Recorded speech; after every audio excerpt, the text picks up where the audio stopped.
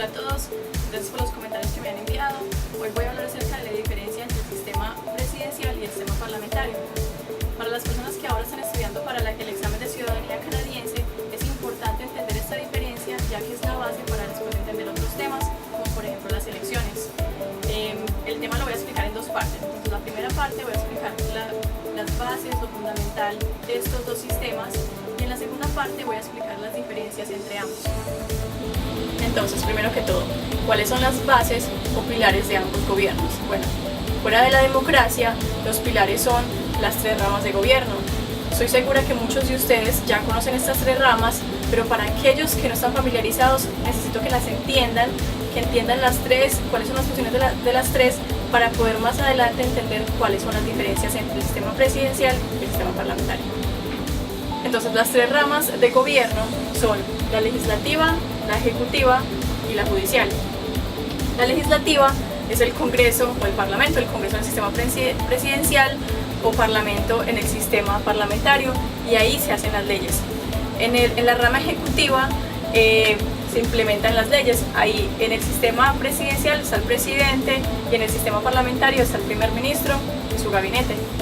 Y la tercera rama es la judicial, donde está la Corte Suprema y las otras, el sistema de cortes, y donde se evalúa y se interpretan las leyes. Entonces, para poder entender el gobierno como tal, quiero que piensen en el gobierno en tres ramas: la legislativa, la ejecutiva y la judicial.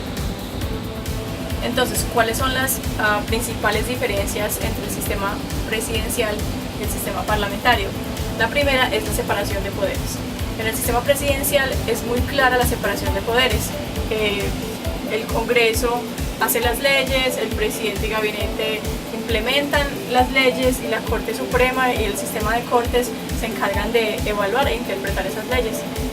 Mientras que en el sistema parlamentario, el primer ministro sí hace leyes. Él se sienta en el Parlamento con el resto de los miembros del Parlamento y hace leyes. Sin embargo, la Corte Suprema sí está separada. Entonces, hay cierta división de poderes, pero no como en el sistema presidencial, que está marcada.